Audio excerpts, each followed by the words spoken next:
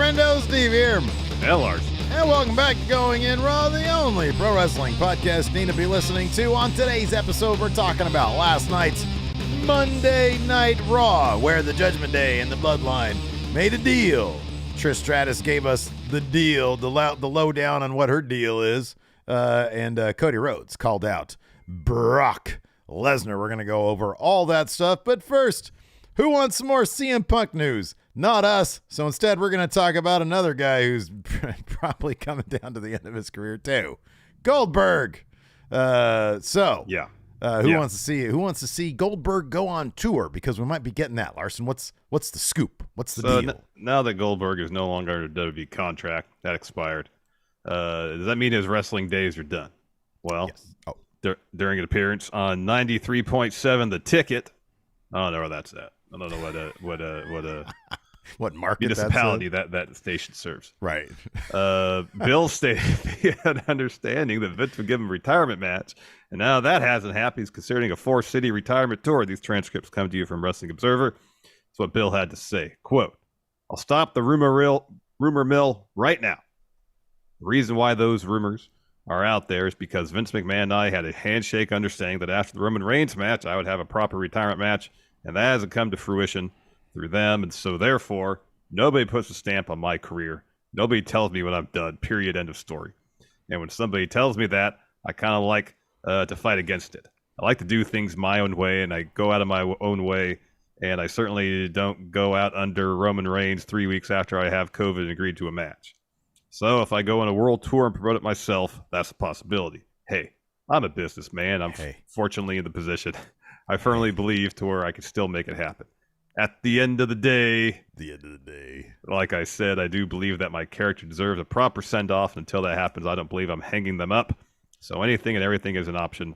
I'm very much leaning toward promoting it myself and doing a 4-city world tour. So let the rumor mill start up after that. So he stops rumor mill. Yeah. Says his bit resumes. Continue, rumor mill, please. Rumor mill, yeah. Yes. Man, you know what? I'll be honest. I think it's a great idea. I really do. I think there isn't enough of those, like, sort of, I don't know about World Tour or 4 cities or whatever, but like, for example, Ric Flair's last match. That match was a debacle, don't get me wrong. But the idea behind it, just sort of like a one-time event that you can sort of market the big main event and then have like a cool card down the line as like an event one-time deal, not related to a promotion. I know Conrad licensed the Jim Crockett stuff for that, but I mean, that's not an actual promotion anymore. I think that's a cool idea. I think Goldberg doing it on his own terms, doing a tour. The only question is, dude, who would his retirement match be against, given that so many of the names that are out there are already under contract to a place like WWE. AEW would be an exception. Well, I guess maybe even these days, WWE might even be an exception. We had Shinsuke and Muta, that was a possibility. Yeah. So I don't know. What do you think would be possible for if you could name 4? And I imagine a world tour would be. Do you think it'd all be the same guy doing that match with Goldberg, or would it be 4 different opponents? Yeah, I don't know. The last 4 trials of Bill Goldberg. Yeah, maybe it's like all the losses he took in WCW. He gets those wins back. Maybe, I don't know. Oh, there you go. Yeah, like what, Kevin Nash?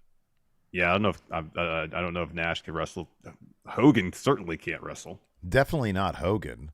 Kevin, I mean, it's been sort of off and on with Kevin. What's the latest It's been a while since Nash? He's had a match that I'm aware of. Yeah, right. Yeah. But as far as opponents, yeah, I don't know. What kind of this is I don't know. I'm just throwing this out there, but I don't even know if contractually he'd be allowed to. But you'd be able to bring in a lot of money if he was able to get Austin on board. Yeah. If it was Austin Goldberg for like a 4-match world tour thing, you could bring in a shit ton of money doing that. You really could. Now, whether or not Austin would be like, oh man, those matches are going to suck. I don't want to do that shit. Cause he's already set financially.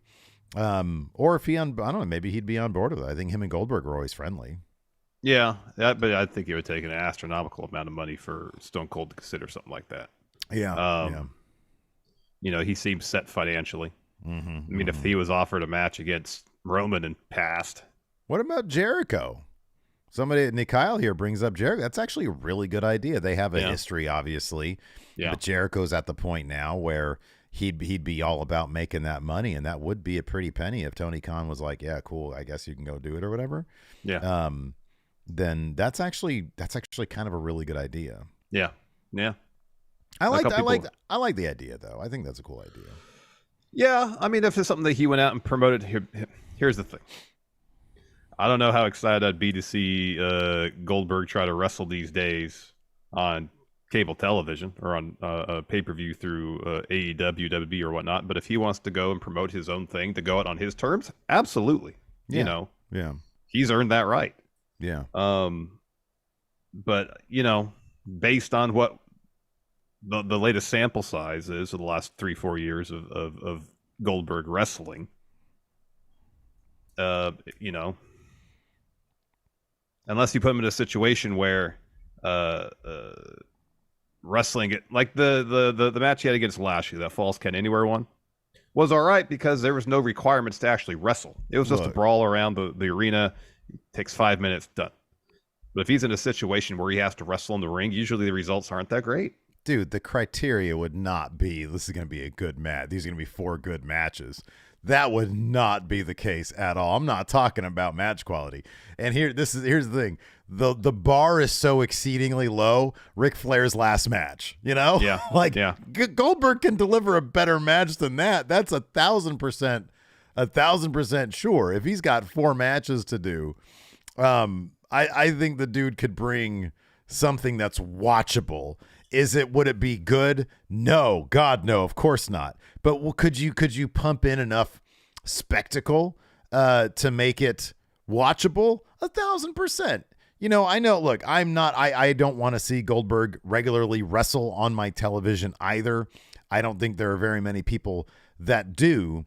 But in terms of it being like a 4-shot world tour, if you will, of him doing his retirement thing, I think it's a really great business idea for him. Oh, yeah. And I think he's in a better situation, physically speaking, as long as he doesn't concuss himself before the match, to put on something that's watchable, that up and like, especially if he hired like a Conrad to put together like a Ric Flair's last match type thing, where down the card, you've got some really good talent. You're pulling from Impact and wherever else. You've got some pretty decent, you know, wrestlers to boost the value proposition of plunking down $30 or whatever it's going to be. Yeah. And then you get to see all the hoopla around Bill Goldberg's last match. I think that's a pretty decent idea. You know, the match will be dog shit, of course, but it's pro wrestling. You know, that's why I'm saying if it's his thing that he's doing, hats off to him. Yeah, right. Know? Yeah, and I would not fault the guy for wanting to go on his terms. Absolutely not. If it's a situation where they bring him into AEW and he's going to be on there for a year and then have 4 matches during the course of that year, I'd be less excited about that. Yeah, I know. You know, I don't know. Okay, let's do that really quick just for the sake of killing time here. Jericho, Sting, sure, Phil. Okay, wow. Wardlow. Lance Archer. Oh, Archer would be good. Yeah. Yeah, you don't want it to be... Yeah, who wins if it's CM Punk, though? Oh, Bill would have to win all of those. Is he going to win all of them? Yeah. Yeah. Okay, he's going to go out on top. That sounds like Bill. Yeah.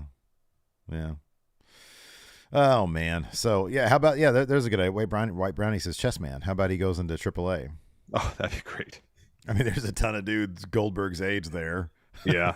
You know, yeah. They just celebrated homie for 30 years of wrestling. Yeah, Toscano versus Goldberg. Toscano looked pretty good, though.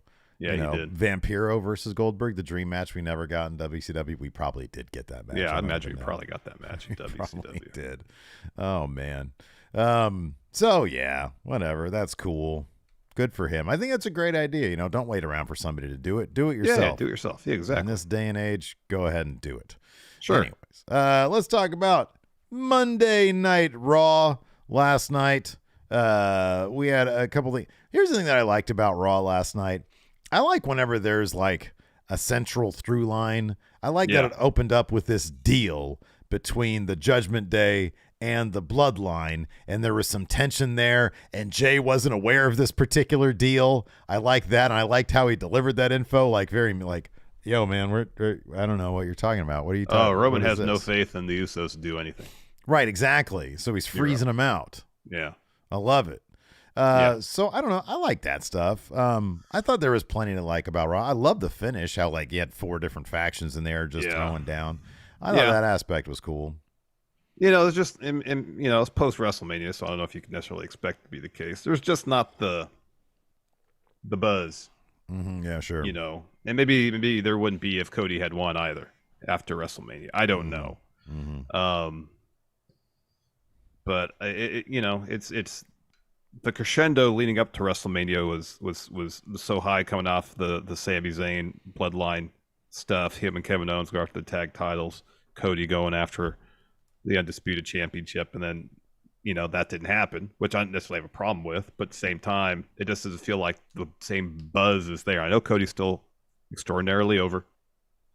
I don't know. I just feel like that sense of urgency from a viewership standpoint is just not as strong as it was prior to WrestleMania. Mm-hmm. That's it. Maybe, and Zoe Jeremy here says they're coasting until the draft. Probably entirely possible.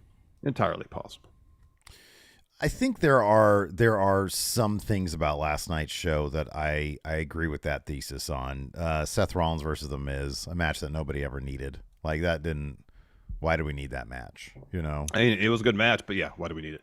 I feel like with Seth, they're definitely waiting until the draft. I get the feeling him and Becky are probably going to be switched over to SmackDown. By the way, is there any more? I know. So let's talk about Becky Lynch here really quick. Yeah. Yesterday it made sort of talking about buzzing, probably for the wrong reasons. She like black out her Twitter.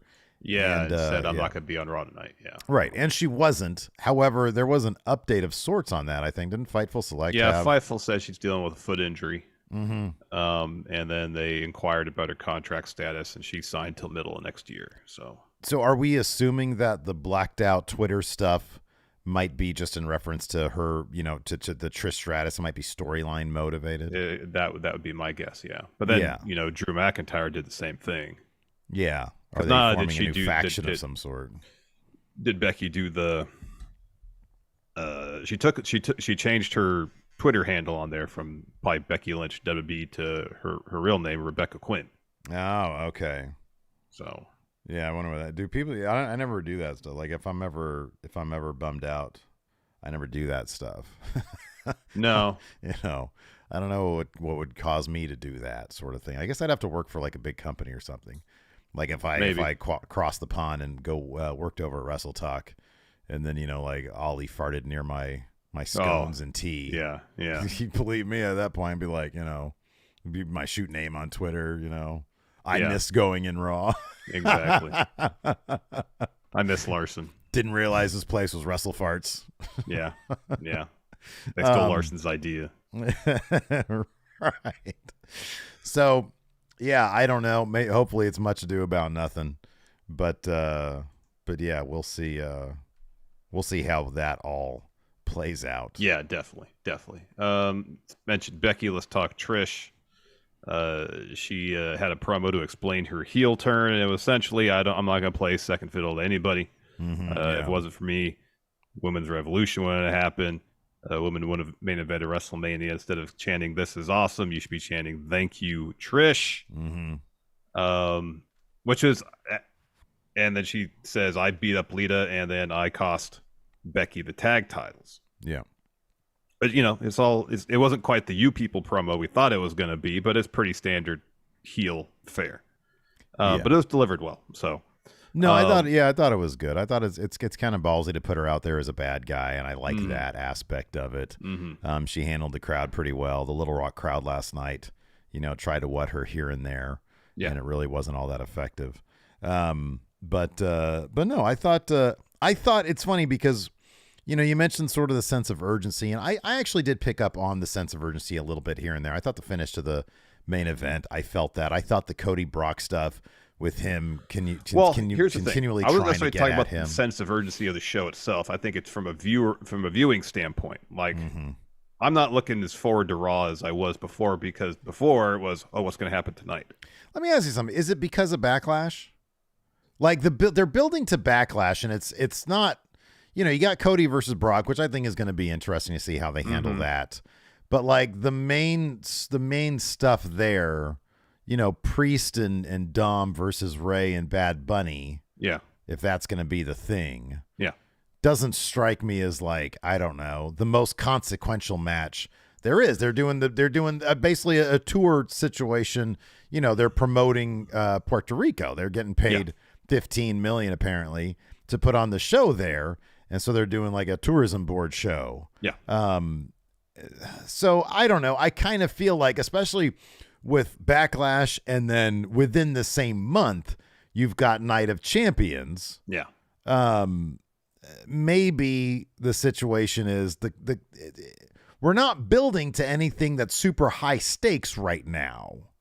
And maybe that's why the stories involved don't feel that weighty. Do you think that might be the case? That could be part. We're coming off of the build to Mania where there was stories that had weight to them. Yeah, we thought the Bloodline was going to completely fall apart. Yeah, I mean that's a potentially a pretty monumental occurrence in today's wrestling landscape, and it didn't happen. But even leading up to WrestleMania, some aspects of the Bloodline story seem to be kind of simplified because at the end of the day, this still has to be sold in a wrestling match.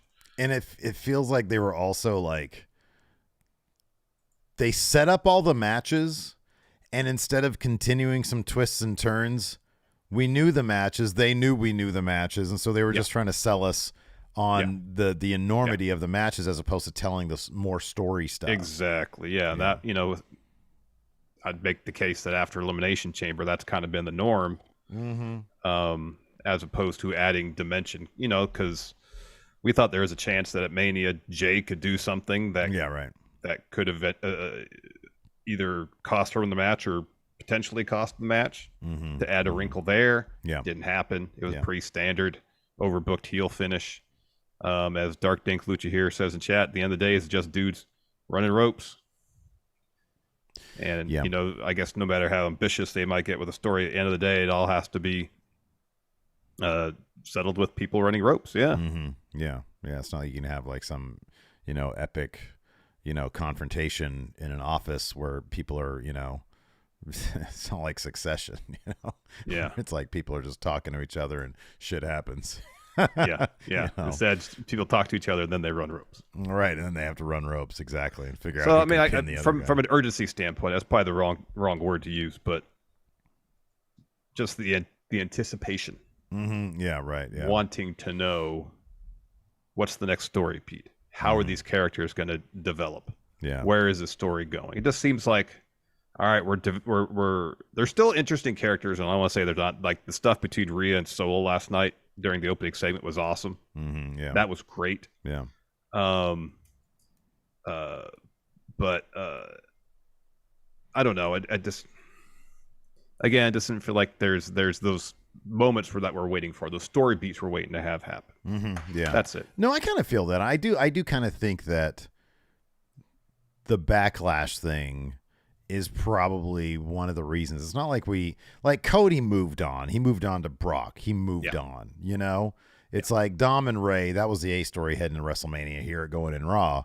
And that's sort of just, it still happens. It's just sort of doing, And then like you got a tag match at Backlash, which is going to mean nothing, It's just not going to mean much until you get back to Ray and Dom advancing to another solo match. Then maybe we'll get some storyline beats that will actually matter. That being said, I didn't think it was a bad Raw. No, it wasn't bad. No. I mean, there were aspects I liked. I liked, what I really appreciated also, I know this isn't in sort of the recap, the strong points here, but the women's tag division. It seems like they give a shit about it, maybe not to the degree that like they give a shit about the Bloodline, but the fact that we had kind of a number one contenders thing. I don't even know if it was a number one contenders, but it seemed like it was a number one contenders thing. It was Sonya. It was the complaint committee, right? Sonya and department and Complaint Chelsea. department. Is it department or committee? It's department. I think it's department. Swear I thought somebody said committee, but whatever. The complaint people. They had a match against Michin and Candice LeRae, and Liv and Raquel come out to watch it, and then there's a whole thing that goes on. That feels a lot more like just that alone. That alone feels more put together than what they were doing before, which was a whole lot of nothing. Like, you know, people would sort of stumble into the tag division. You know, they've got a name, complaint department, House of Complaints, authors of complaint. I'm just reading what Chad has to say here. And the characters have good chemistry. So I don't know. There's little things that I'm like, okay, I kind of like this. Yeah, no, I mean, especially after what Corey Graves said on his podcast about the women's tag division not really ever getting the spotlight that it needs and deserves, to see them, you know, give that division some attention and develop some stories there. It's a promising development. Hopefully there's more follow through, and it's a situation where it's not, all right, here's our put together tag team for the month that's going to challenge for the titles. Right. Yeah. And actually have tag teams like you do in the men's tag division. Yeah.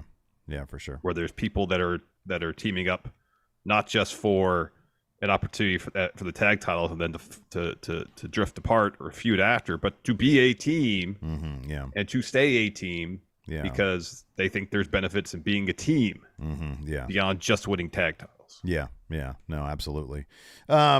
Speaking of tag teams, with the draft coming up, there is also the tease, or at least it was out in the air, that the possibility exists. And there was no definitive answer on this. Pierce sort of pushed about it.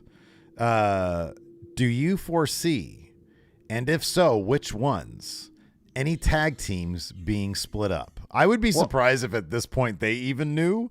Yeah. But what would probably be the best situation for certain tag teams and those wrestlers as solo stars? One of the obvious answers, of course, Street Profits. We all think that Montez could go on to have like a main event level career.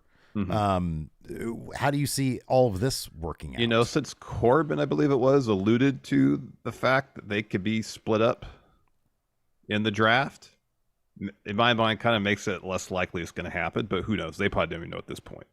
It depends on the situation. Like MHJ is here in chat, says Gable moved from Otis. That would make sense because I don't think they need to feud for them to split. Yeah, right. You know what I mean? Because in the case of the Street Profits, it might feel deflating if you're a fan of the Street Profits for them to be split up. Yeah. Without a storyline reason, just kind of arbitrarily in the draft. Without, whether it be a feud, some storyline rationale why they're not a team anymore. Yeah. So I guess it kind of depends on the team. A situation like Otis and Chad Gable, where there's already tension between them, but they split up, it's kind of like, all right, well, it's probably for the better anyways. Yeah, right. Fine. Yeah. But when you got a team like the Street Profits who've been together for a long time, and us as viewers are invested in that journey, their journey together, I feel like we need some sort of storyline motivation for them to not be a team anymore. The Street Profits is kind of tricky because I kind of feel like they are the kind of guys who, I don't know why they would break up. I don't know what story. And so, like, if you force the issue via direct, because I generally agree with your sentiment.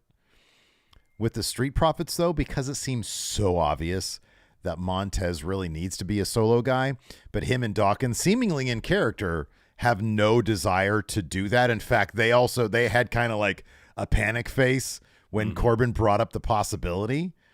The idea of them getting split, you know, I don't know why it's different, but with the New Day, because the New Day was so accomplished and they had done so much stuff together, it just didn't feel right for them to be split up via the draft. Oh, yeah. Yeah. I feel like the Street Profits have so much more ground to explore away from each other that I think therein lies the difference. If they get split up via the draft, we'll have a really emotional moment where maybe they get one last match together on that draft episode. And then we get this emotional this emotional moment at the end when they win where they have to say goodbye. And I kind of feel like that's a moment that could be kind of fun to witness. And then, whenever they do pay-per-views or whatever, we get a little moment with them together again. With the New Day, it always just felt like Vince was doing it to do it, and it's like there was no need to do it. They were so accomplished. They had accomplished everything there is to do. We don't really need to see them go solo. They can accomplish solo things together and still be stronger as a unit. With the Street Profits, I kind of feel like there's still so much that they both can accomplish as solo guys, but if they don't want to break up in character, it almost would make it kind of interesting to do. I mean, I know we've seen that plenty of times back in the day in the draft, but to craft that moment where they're forced to now deal with a life away from each other, I think could be an interesting one. I don't know if we're going to get it or not. Yeah, I don't know either. I mean, also with in the New Day example, they were very public and very adamant. They did not want to be broken up. Mm-hmm. Yeah. I think it was probably specifically a heel turn from one member on the others, but they did not want to be broken up. Mm-hmm. Full stop. Yeah.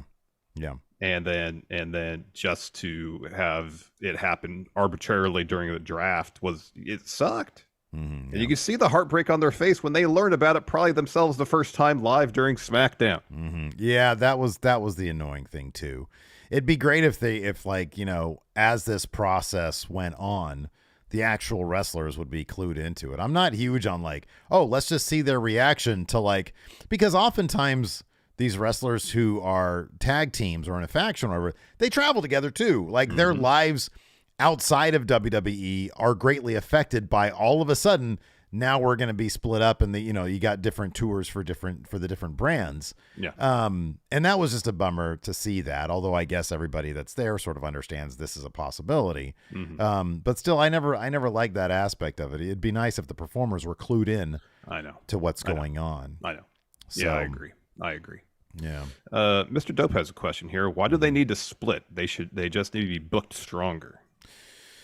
Because I want to see Montez as a single guy. I guess you could do a situation where they're like, hey, we're still a unit. Mm-hmm. Still pursue singles gold. Traditionally, it's never worked, though. Traditionally speaking, they don't know how to crack that. And I'm not going to think that they can all of a sudden figure that out. When I saw Montez at Elimination Chamber, he was not, I know he came out to the music, but he was branded as a solo guy. Yeah. And I want to explore that with him as a character. Street Profits have won. They have won a lot.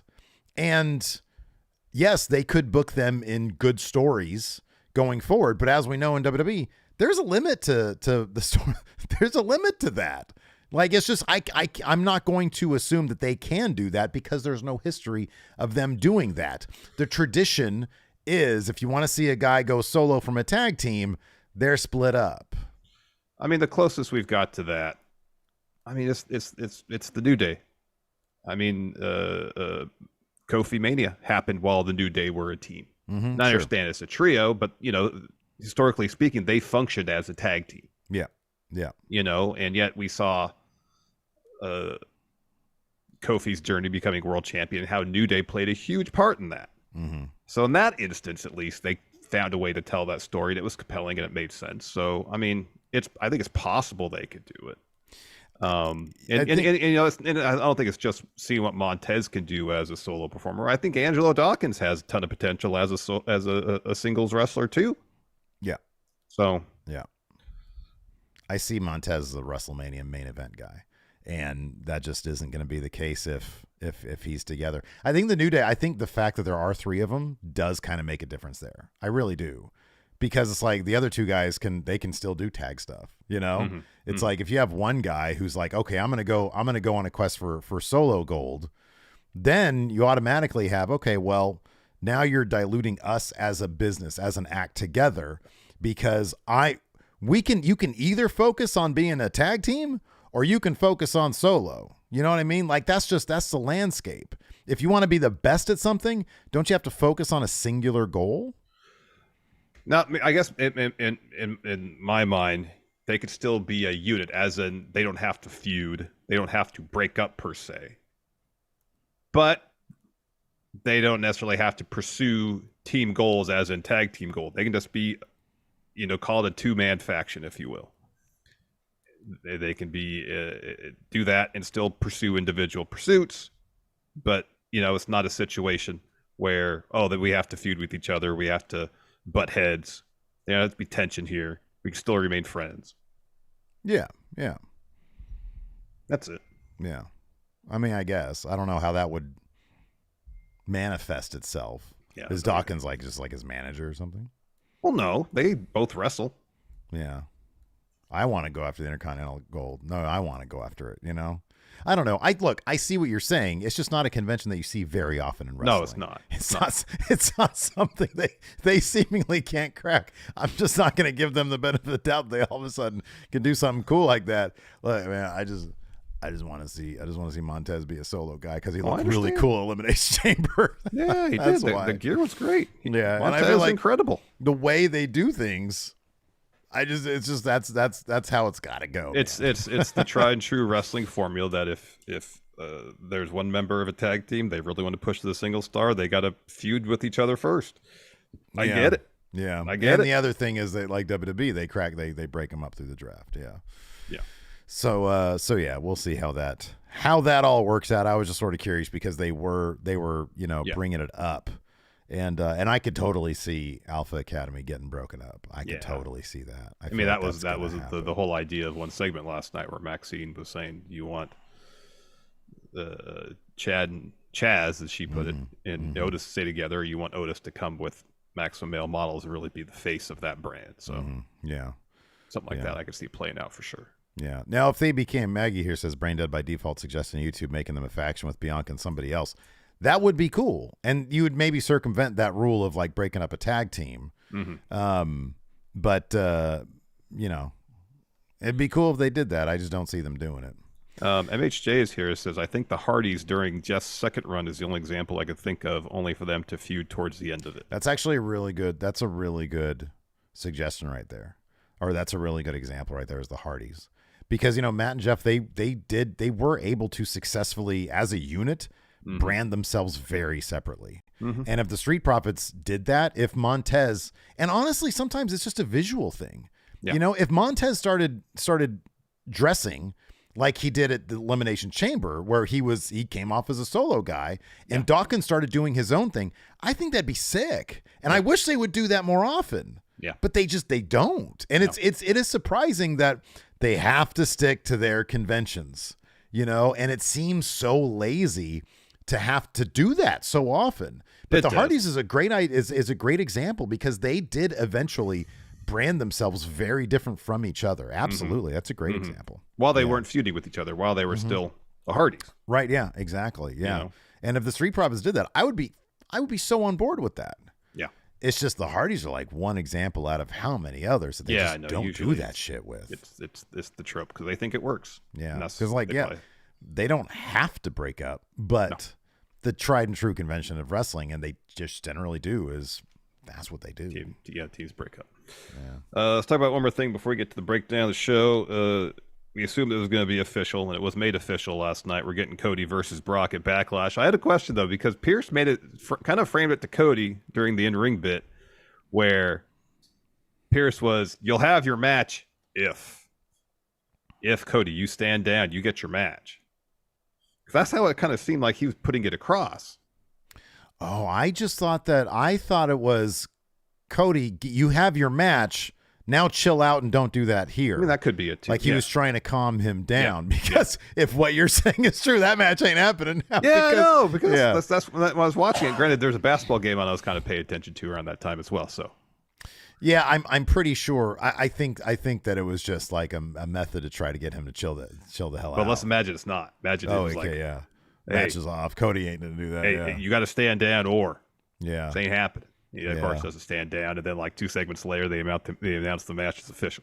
Yeah, well, they saw Brock in the duster and thought, this is not the time or place, man. Yeah. that duster, it just makes me laugh, man. Yeah, no, I don't know why silly, wasn't it just sticks with me. A duster? You don't need a duster, man. What are you doing? You're here in Little Rock. You know, you just got off a plane. Well, I mean, he's trying to look like an old Westville. Yeah, it's like when I saw Dick Tracy when I was a little kid, and I was like, oh, I want to wear a yellow fedora. And then I went and got one. I was like, I look like an idiot. I'm not going to do this. Yeah. Yeah. I'm 10 years old. I don't need this shit. How'd you find a yellow fedora when you were 10 years old? The weirdest thing is, so I lived on base when I was in England, right? Yeah. And like the big shopping center they have, it was like kind of I'm just going to throw this out there. It was like an on-base Kmart type thing, right? Yeah. Yeah.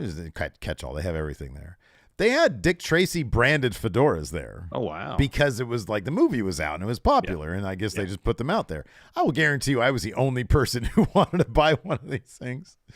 And I wanted it so bad, and then I put it on. I was like, I'm never going to wear this. Yeah. I forget if I actually bought it or if I just sort of wore it around like the shop. Oh, they made the realization there. I don't think I actually bought it. I think it was kind of pricey. Yeah. And the movie wasn't that popular. Yeah, it's weird, right? Yeah, no. It was really popular. I mean, I'm sure they agreed to all these licensing deals and was like, we got to put this merchandise out anyways. Yeah. Sorry, Maggie, there's no it's not like it was back. It wasn't like it is now. Like back then, pictures were kind of rare for us. Yeah, we didn't especially if you just go to the store and try something on, yeah. It's like if there was a birthday party, somebody have a camera. Otherwise, nobody's taking pictures of anything. Yeah. Anyways, so Raw kicked off with the Bloodline coming down. Jay has a mic. He says, Little Rock, we're here. He gives Heyman the mic. He says, ladies and gentlemen, my name is Paul Heyman, and I serve as blah, blah, blah. He says, I'm also honored to be appointed the wise man of the entire bloodline, and history is about to unfold. And then the Judgment Day comes out, and they all do like a Jets and the Sharks type thing. Yeah. You know, the West Side Story type thing, where they all just sort of stand there. And they're all, Jay and Jimmy, they all want to throw hands. And then Priest gets a mic, and he says, Paul. And Heyman's like holding Solo back. And Heyman responds, Mr. Priest, sir, an honor. Yes, ladies and gentlemen, it's a very good day to be a very bad guy. If there's a heaven, none of us are getting into it. A short-term deal engineered and approved by your tribal chief, Roman Reigns. So there's an alliance formed between the Bloodline and the Judgment Day. But one person who didn't know about that, Jey Uso, he says, oh, gee, we didn't know anything about that.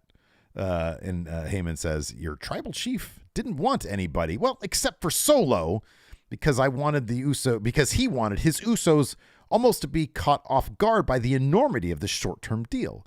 He says, you see, even Mr. Balor is not happy about this because Mr. Balor has deep-rooted anger issues about the Bloodline. And, of course, we remember the silly turnbuckle spot there with the demon. Yeah. He says, but Mr. Balor is putting that aside, his personal feelings, for some good short-term villainy. Speaking of, Judgment Day as a concern, a bunny concern, and Solo is a master at assuaging concerns.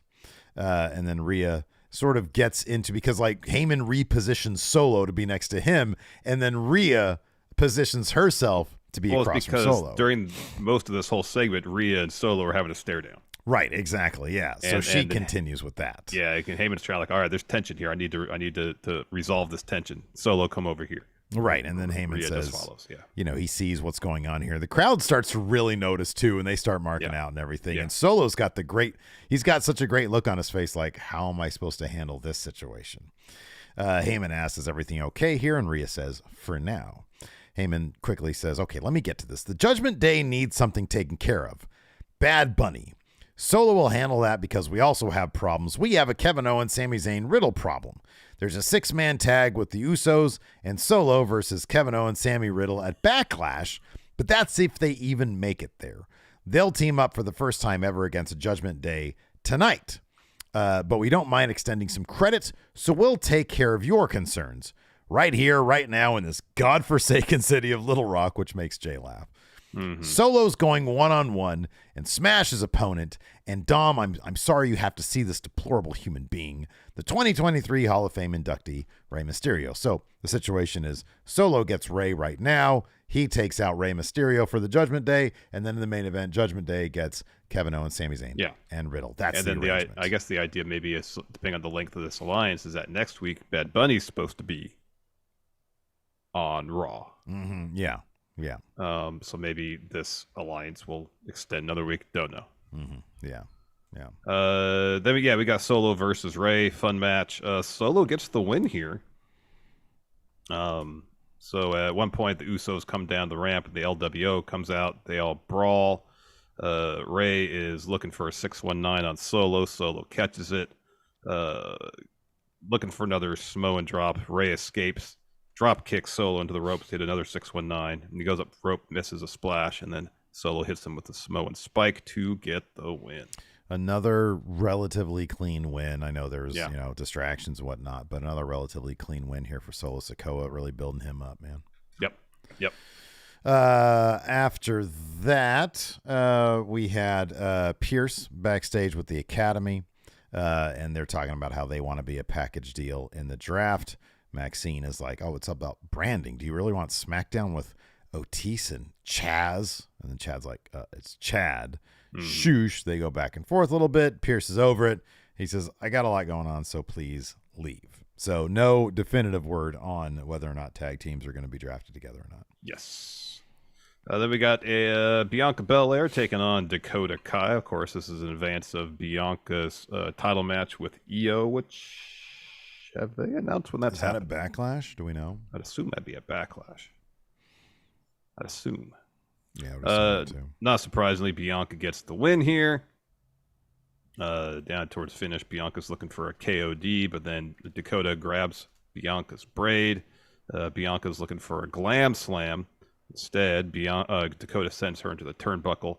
Dakota looks for a kick, misses, and then Bianca gets her up for the KOD. That is correct. I'm looking at the Wikipedia entry. So now only the 2 matches have been actually announced, confirmed for Backlash as of now. Gotcha. So yeah, Bianca gets the win there. Then we get really cool Bronson Reed video package. I like this a lot. Mr. Nice Guy. Do you think if Vince was still like running day to day, he would just like make him Mr. Nice Guy? Oh, he would have the smiley face. That's what I was thinking too. Yeah. Emblem on his gear. Yeah. It'd be all that kind of and stuff. And his lower third would be Mr. Nice Guy. Mr. Nice Guy. It wouldn't be Bronson. No Bronson Reed in there, just Mr. Nice Guy. Yeah, Mr. Nice Guy. And he'd come out with a smile on his face the whole time. And it's because he did something to piss off Vince. Yeah. That would be like the Funkasaurus thing. Yeah, that's what he would do. Yeah. So anyways, good video package there. Afterwards, we had Judgment Day backstage. They've got some like purple lighting around them. They're just hanging out like a gang from West Side Story. Yeah. But you know, the thing I like about this is how prominent Priest is, because he's going to be the one in the match. You know, they're giving him a lot of time on the mic. He's the one who sort of is taking center stage here. I like that. So anyways, Dom says, Priest, you don't need Bad Bunny to be your friend, just like I don't need Rey Mysterio to be my dad. And Heyman walks by and says, are you satisfied? And Finn just says, eh. And Heyman says, eh? Fine, I'll live with eh. But it's your turn to do eh to KO, Sammy, and Riddle. Otherwise, you're in debt to the tribal chief. I wonder if that factors into next week, given that Judgment Day took the L against Riddle. So maybe that credit will have to extend to next week. Anyways, Priest says, debt? That's for Roman and the Usos to handle. We'll take care of our business. And then Rhea says, bye, Paul. And then Paul walks away. He says, call Roman Reigns on his phone. He goes, call Roman Reigns. Yeah. Then we got a Cody promo. He comes to the ring, says, rather than being kind of coy with Little Rock, what do you want to talk about? He's impassioned. He's fired up. Oh, yeah, dude. So, Little Rock, what do you want to talk about? I know what I want to talk about and exactly who I want to talk to. Bring yourself out here, Brock Lesnar. No Brock Lesnar. Instead, Scrap Daddy, Adam Pearce, comes to the ring and says, Cody, I appreciate this, but I cannot let you do that tonight. Listen to me. Nobody's discounting what you want to do, but you aren't medically cleared to be here. Man to man, we all respect the spirit of Cody Rhodes. And Cody, in fact, passed away at the conclusion of WrestleMania 39. And what we see here is merely but the specter of Cody Rhodes. It's the Force ghost. Absolutely. So. Heck yeah, man. I respect the spirit of Cody Rhodes, especially because later on he dropped a Star Trek reference. Oh, yeah. So the crowd's chanting, we want Brock. And then Pierce says, "Please leave the ring. You aren't cleared." And Cody's like, "Okay. Oh, okay. Like that. Thank you for the respect. I appreciate that, but I'm going to leave." And so Cody shakes his hand and leaves, and it kind of starts to walk towards the ramp, turns around, grabs a chair from under the ring, gets back in there. And Pierce is like, "Oh, listen to me. Please think about this. You don't need this. If you won't do it on your own, gentlemen, come down here and get him out of our ring." And so a bunch of security guards come into the ring, and Brock's music hits. And Pierce is like, "Well, shit." Yeah, there goes awesome. my plan. His reaction was really great. And so, yeah, Brock's got the cowboy hat. He's got the duster on. And so Pierce is like, "All right, Cody, listen, you don't have to do this. You got your match. Match is on. Got to hold off tonight. You don't need to do this." And so Brock looks at him and says, "Come get some." And then Cody just goes apeshit, ballistic, and takes out all the security guards, like 20 of them. In the ring, gets to the floor, starts taking out more of them. Then eventually there's like another 15 that run down and kind of hold him back. He makes his way up, he dispatches a bunch of them, and then he starts to make his way up, and like about halfway the ramp, they just converge on him. It was so silly, like a video game. Yeah, it really was. A bunch of NPCs just held him back. And so he eventually gets back in the ring and clears the ring of all the security guards. He grabs a mic and says, "I spent the entirety of last week throwing out positives about Brock, but left one out. You can wear that silly hat all day long. I grew up around cowboys, and you are no cowboy. You are a coward." Oof. And then Brock just smiles and walks. He just leaves. He saunters off in his duster. Yeah. Anyways, after that, we had Seth Rollins versus The Miz. They gave this plenty of time. But what was the thing that you saw? I think you said you saw it on Twitter or something. How like The Miz basically got chumped out by Snoop Dogg. Oh yeah, I saw some criticism of this match because The Miz, after getting beat by Pat McAfee night 1, and then losing to Snoop Dogg night 2, goes and has a highly competitive match against Seth Rollins for 20 minutes. Yeah. Look, man, I'll always appreciate them giving two guys or two gals 20 minutes to do their shit. But that's a really solid point. This match did not need to happen. Seth, and again, I get the feeling that they're really just, I think they're probably going to end up splitting the titles, and they're going to have Seth Rollins be competing for one of them after the draft. I think that's going to happen. And they're just sort of spinning their wheels on Seth in the meantime. That's the only thing that really makes sense. Yeah, I know. Maybe a Night of Champions. When is Night of Champions compared to the draft? Is coming up in like a couple, the weeks, right? Night of Champions is the month after the draft. Okay, maybe they'll crown a new world champion there. Maybe. You know, and I understand the point about Miz losing, and I know Pat McAfee has wrestled a few matches. So if you want to say he's a wrestler, but still, you know, Miz is your 2-time Grand Slam champion, former WrestleMania. I mean, he lists off his accolades ad nauseum at times. And to have him get defeated by Pat McAfee in a matter of minutes, at WrestleMania, and I know the Snoop Dogg thing was, they had to improvise that after Shane blew his quad. I get that, but that's what happens when you put Miz in a situation like that, and then and other people are here saying that Miz is in a suit. And yeah, I mean, I guess to a degree that hampers his wrestling ability. But at the same time, if you want me to take Miz seriously as a wrestler on Raw, you can't have him in situations where he's losing to celebrities in a couple minutes. Listen, let me ask you this question: is there anybody, and then decide which one is in the pantheon, in the storylines, right? Who is powered up less, The Miz or Dolph Ziggler? And between the two of them, and thinking of everybody else, has there ever been anybody so decorated like those two, and have been treated like rag dolls, like they're so not powered up? Miz has had every championship. He's had, WrestleMania main event one. But he is treated like anybody can beat him up. And Dolph Ziggler is kind of the same, but I feel like Miz is worse. Yeah, maybe. Like, at least in Dolph's situation, he generally just loses to other wrestlers. Like, Miz gets punked out by everybody. Yeah. No, he does. And like, I will enjoy a good 20-minute wrestling match, and that's what this was. But if you want me to take the Miz seriously, don't put him in situations where he's getting beat in 2 minutes. Mm-hmm. Yeah.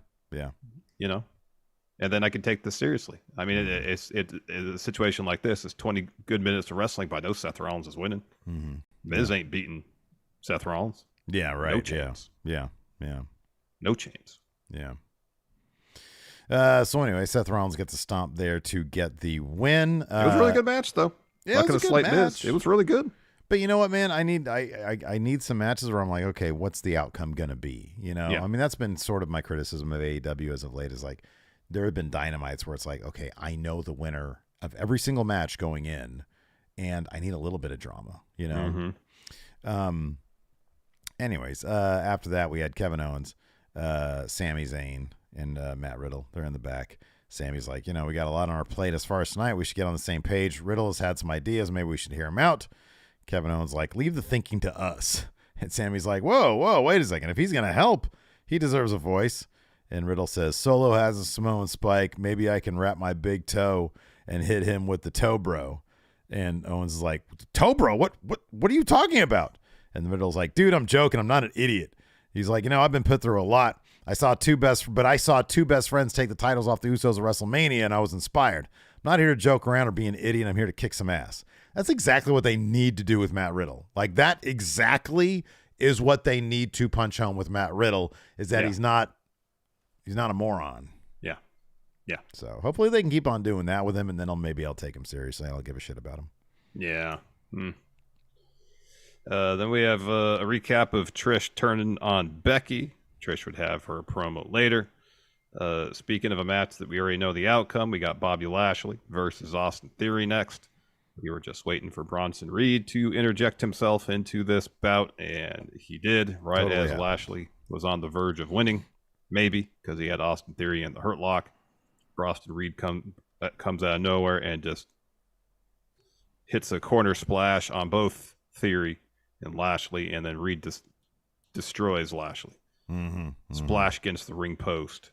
Lashley does give him the Hurt Lock for a little bit. Theory drop kicks Lashley to break that up, and then Reed hits Bobby with a Samoan drop and then a tsunami. Yeah. They need to do something with that U.S. title, man. They need to put it on Bronson Reed. I don't know. Do something with it. Because, that was that wasn't Nobody cares about Austin Theory. Nobody cares about Austin Theory. If Bronson and Bobby Lashley were feuding over that U.S. title, that means something. That would mean something for the title.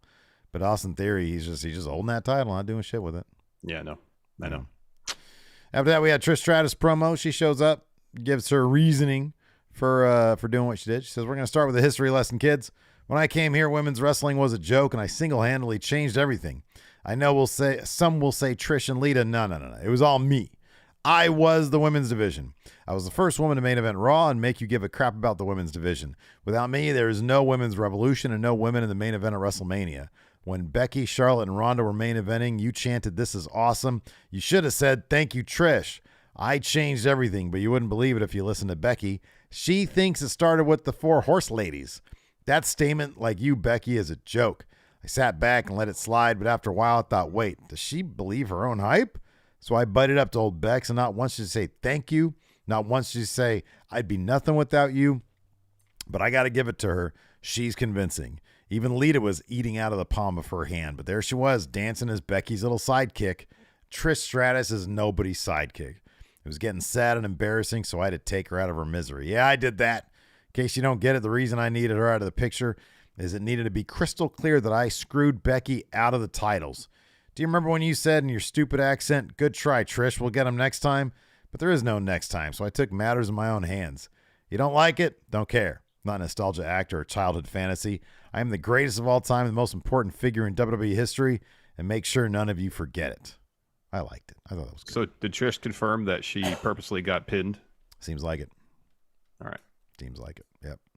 She did the job. Yeah. All right, then. Next up, got a Cody Rhodes interview. Kathy talking to him backstage, asked about Brock accepting his challenge for the match at Backlash. And Cody says, I'm ecstatic I'm wrestling Brock, but I'm bewildered at tonight's event, so I'm not here as a champion. But tonight, yet, I'm the one that's being held back by 20 guys, and Brock gets to walk out and then walk away from me. I have to apologize to Adam, but I have to smash through this, and the only way out is for him to win, and everything I've been through, I can't allow it. That's when he dropped a mirror universe reference there, and I was like, that's why I love Cody, because he's talking Star Trek. There you go. I understand. Steve popped huge. I understand the Force Ghost Cody Rhodes, although at that point we're sort of crossing franchises. I don't like that. Anyways, maybe while he's got the Force Ghost projection, they put him in the photon torpedo. He got launched to a Genesis planet, and he's being reborn as we speak. Okay. I like that. Then you got to take him back to Vulcan. Yeah. Remember. Yeah. Remember. Yeah. Anyways, after that we had Candice LeRae and Michin versus the complaint department of Chelsea Green and Sonya Deville. Liv Morgan and Raquel were ringside watching this bitch. And sure enough, Chelsea Green and Sonya Deville pick up the win here. Chelsea hits Mia Yim with the I'm Prettier to get the win. And then after that, the bad guys there, the complaint department, throw water on the champions, and they run off. Yeah. They were backstage. Street Profits, Elias, and Rick Boogs are back there. They're all concerned about being broken up in the draft. Then Corbin comes in and says, yeah, you do know that tag teams can be broken up. And Elias says, well, I'm going first. And I'm going to put in a good word for you, Boogs, so you can come whatever brand I'm going to. So then the Tozawa walks in after Elias leaves. Oh, sorry, no, Elias still there, and calls Boogs a huge star and says, Elias, you're going to be the last pick. So then Corbin walks up, and then Tozawa says, no one wants you. You suck. Corbin's very sad about that. I like how genuine Boogs came off when Tozawa was like, oh, you're a big star. He's like, oh, man, thanks so much. Yeah. I love Boogs. They need to use that guy more. This iteration of Boogs just absolutely kills me. He's just trying to figure it all out, man. He seems lost half the time. He's just trying to figure it out. He does seem lost. Then we had our main event. We had the Usos dropping a promo backstage. He says they're talking trash about the LWO, and Jay says they stepped up to the USO, and we put them down. Same thing's going to happen at Backlash. This bloodline runs deep. It runs forever. Owens and Zayn and Riddle, you the twos. We the ones. Yeah, they should have done the thing. This felt like one of those things where like they start putting the words up on the screen. Yeah, the twos, we the ones. And then the ones. Shit was so the weird. Uso Penitentiary. Yeah. That shit was so weird. High Plains Drifter here with the $2 super chat says, you nerds. Hey man, I like my Star Trek. Oh, we can't spend 10 minutes talking about Taxi Cab Confessions every episode. Yeah, sometimes we got to talk about Star Trek: The Wrath of Khan. Man, oh man, I can't wait for Thursday, the Picard finale. Oh boy, I'm gonna cry like a baby, dude. Yeah, I already cried at the last episode. Oh, cried at like half the episodes of Picard. Wow. That's how good it is. I was looking into seeing how I could watch it without having to do. Was it on CBS All Access? Is that what it is? Now it's called Paramount Plus. Paramount Plus. That's what I thought. Okay. Without having to subscribe to that. And then I saw the season 2 of Picard, which I know you said wasn't very good, is on Pluto TV. Yeah, you don't want to watch that shit. But only season 2. Yeah, it's probably like, let's put the turd season up there. Yeah. Like season 1 was decent. Season 2 was kind of crap. Like I really wanted it to be good, but it was crap. But this season has been flipping amazing. That's what I've heard. If they had this Nature Fiend here says you're gonna watch the finale in theaters now because like the closest one is in San Francisco. But if it was here in Sac, man, yup. Anyways, after that we had our main event: Judgment Day versus Sami Zayn, Kevin Owens, and Matt Riddle. This was wildly fun. There was a lot of stuff going on here. Yeah. In the end, so Rhea got kicked out because she tried to trip up Sami Zayn when he was trying to load up. He's doing a tope or something. Looking for a tope, I think. Yeah. And then so Dom rolls Sammy up for a 2. Sammy hits a blue thunder bomb on him to get 2. Owens tags in, heads up top, hits a swanton, but Dom got the knees up. Balor tags in, hits a shotgun drop kick. Finn heads up, misses a coup de grace. Sammy tags in. Kevin Owens hits a stunner. Stunner also for Priest. A haluva kick to Balor. Riddle tags in, hits a floating bro to get the win. After the match, all chaos breaks out. Bloodline attacks the good guys. Ray's music hits. Him and the LWO run out. They take it to the Bloodline. Ray hits a 619 on Dom as Priest gets dumped onto the announce table by Kevin Owens. And then the LWO and the other faces stand strong to end the show. Apparently after the show, I saw like WWE release some video of after the camera stopped rolling. Dom did a magnificent sell on the stunner. It was so It was very good. Scott Hall-esque. It was. Yeah, that's exactly what it was. Yeah. The huge Priest evidently has Dom watching a lot of Scott Hall video because Priest is a huge Scott Hall fan. Yeah, he is. All right, you want to answer some questions? Yeah. Yeah. Let's do that. So speaking of questions, we got question threads for all our recap episodes, and you can drop those questions if you're a patron at $5 and up on the patreon.com/Stephen Larson, or if a YouTube channel member, just click on join. You also got access to our bonus show every single week, Overrun. This week, I forget what we're going to do. Oh, we have an Usos Numbers Don't Lie. That's right. Yeah, that poll is open right now. You can vote on that right now if you're a channel member, if you're a patron. Yes.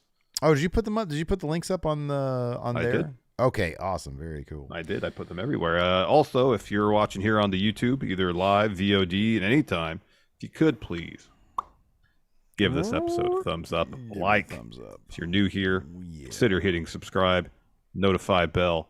Be much appreciated. Oh, yeah. Give us that thumbs up.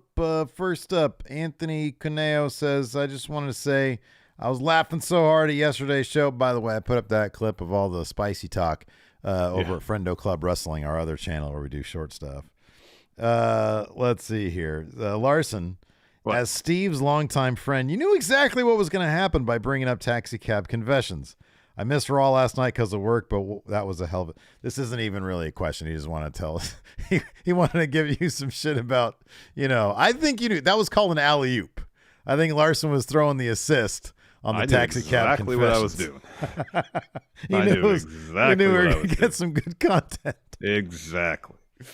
And I mean, specifically, you were criticizing HBO's Real Sex, and I was like, well, hold on. Yeah, right. Yeah. What about Taxi Cab Confessions? Tell me you didn't watch that. Oh, man, I was about it. Grainy black and white footage. That's ideal porn watching is when it's grainy and black and white. You can barely make out what you're seeing. Zach Sparks says, do you think there's a chance we could see a true intergender match between Solo and Ripley? I'd be super surprised if that was the case. I would be too. I mean, unless they super wonked that match, Higmeister says, I love the Miz Seth match. Do you think? Sorry, Higmeister. It was a really good match. It was a really good match. I know. Listen, and the criticism of it really have little to do with the Miz, because it's not like Miz booked himself to lose to Pat McAfee in 2 minutes. Yeah. So don't take. It's not intended as criticism of the Miz. He put on the hell of a performance last night against Seth Rollins. So his question is, do you think that was Vince or Triple H trying to get Miz back in the ring more? And do you think that was a top 5 all-time Miz match? I don't know about that, but in terms of, I don't know. I could see it maybe being Triple H trying to get Miz, a bit more credibility, building his credibility back up. Yes, after losing much of it at WrestleMania, yes. Mm-hmm. Cruz here asks, how would have the all-out press conference and everything after have gone down if it was Vince sitting next to CM Punk instead of Tony Khan? I don't think Vince would have been there. He doesn't like being forward-facing anymore in terms of being the public face of WWE. I think Vince would have done basically the same thing that Tony Khan did. You just wait it out, let him get his thing out. Vince would just sit there. And then people would be sort of shitting themselves over what's the reaction going to be backstage. I think the backstage for Vince would have been a lot different than whatever Tony Khan's reaction was backstage. God damn it, pal. Why'd you say all that shit? God damn it. Let's see here. Guion here says, if WWE officials like Adam Pearce know that superstars are not medically cleared to compete, for example, the Cody segment, What's the kayfabe reason why they still let the wrestlers come out, do their entrance, cut promos, and whatnot? Cody assured him he was just going to talk. Yeah. Cody lied. Yeah. Let's see here. Wrestling Wriggle says, while Cody's in a feud with Brock, who do you think Roman should feud with next? Balor, given his reaction to all that stuff. Yeah, Finn or Damian Priest. Mm-hmm. Yeah, that'd be cool. Yeah. El Rey Juan Carlos here says, draft the AEW roster split as if there was no issues and everyone got along. Also, when do Friendo care packages for March go out? I'll get on that ASAP. We don't have anything going on this weekend, I don't think. And that is a priority. I got a bunch that I have to do, and I will get those out. As far as the roster split, AW roster split, I'm sure we will do an episode of Friendo Club Wrestling where we'll do a draft. We love doing our drafts. We love doing once drafts. It's official. Once they announce AEW Collison, yes. Yeah, absolutely. Jeremy Krecklau says, Steve, would you rather go out for dinner with Draymond Green or Austin Theory? I'm not like a huge fan of Draymond Green. Like his what he does on the court is just too much. I didn't like DeMarcus Cousins when he would do the same sort of stuff. He just antagonizes. But I respect the passion. And I think that would be fascinating to go to dinner with a guy. I really do. I hope they don't suspend him. I really hope they don't.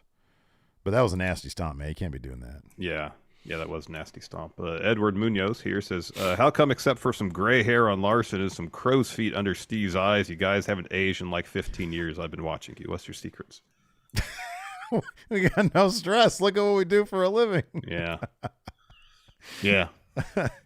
I mean, I don't know. I don't necessarily agree with the premise of the question. I can see I've aged. I was looking at a picture of me and Lacey from 13 years ago when we first got together, and or 14 years ago, and I was smiling. And I don't know if you guys can tell or not, but like, oh boy, I got some wrinkles right here when I smile, man. Yeah. Oh, I know man. my forehead wrinkles are a lot more prominent now. Mm-hmm. Yeah, but I appreciate the sentiment. I really do. Yes. DJ E says, well, yeah, we're about 5 years away from being 50. That's nuts. I know, it's crazy. That's nuts. It's no longer abnormal if we die, man. That's I don't like that. DJ E says, what are the chances NXT loses multiple champions via the draft? 0. I think there's going to be no. Yeah, there's going to be too much coordination there. Curious Quarter right here in chat says, at one point in time, Larson said he was working to get Finn Balor abs. How's the progress going with that, Larson? Not great, but today is ab day, so hopefully one step closer. There you go, man. Just chip away at it, dude. High Plains Drifter says, how would Von Wagner convince Goldberg to be his retirement match? Hey. Do you want to face a monster? Come on, Bill. Take on Vaughn. Let's do it. Come on. Hey, that's all. Hey. He has no lot. There's no lot. You want to make all the money? Okay. Then you want to have a match with me. You want to have a match with me? Hey. I've lost every match I've been in this year. Let's do it. I'm an easy win. Yeah, I mean that's his strategy there. Dekyle, are WWE running the risk of turning viewers away whenever a Bloodline member is in a match, knowing they will cheat to win almost every time? I mean, Solo doesn't have to cheat to win. Wait, what's the question? Sorry. Does WWE run the risk of turning viewers away from a Bloodline match because they cheat to win? The matches really aren't the thing with the Bloodline, although it is getting a bit predictable. Here's the thing: if they cheat to win, and there's a creative way that they cheat, and it enhances or develops the story somehow, I got no problem with it. Yeah, right. Yeah. Of late, it's just they cheat to win to cheat to win. Yeah. The only one benefiting from the current phase, I feel like, of Bloodline is Solo, because he's the only one getting more or less clean victories. He gets just like slight distraction victories. Yeah. Mayor Planet Houston, what favor would you ask of the Bloodline, and what would you offer in return? What favor would I ask of the Bloodline? Be on our show. Yeah, that would make sense. Yeah. What would you offer in return? Oh man, what do I even have to offer, man? You know, a caricature? We'll buy them all some Del Taco. Oh, there you go. Yeah. There you go. Mahi mahi? No, how about chicken soft tacos? There you go. Maggie says a weekly ad spot for a month. There I we can go. design some merch. Maybe you can come up with acknowledge Roman. That's good, yeah. I'll acknowledge Roman. I acknowledge Roman. I think he's terrific. SJU says, is Draymond Green the best heel in basketball history? I don't think so, man. I don't think it's even close. I think you got the entirety of the 90 Pistons. Yeah, the bad boy Pistons, yeah. But it was a whole squad. You have Rodman.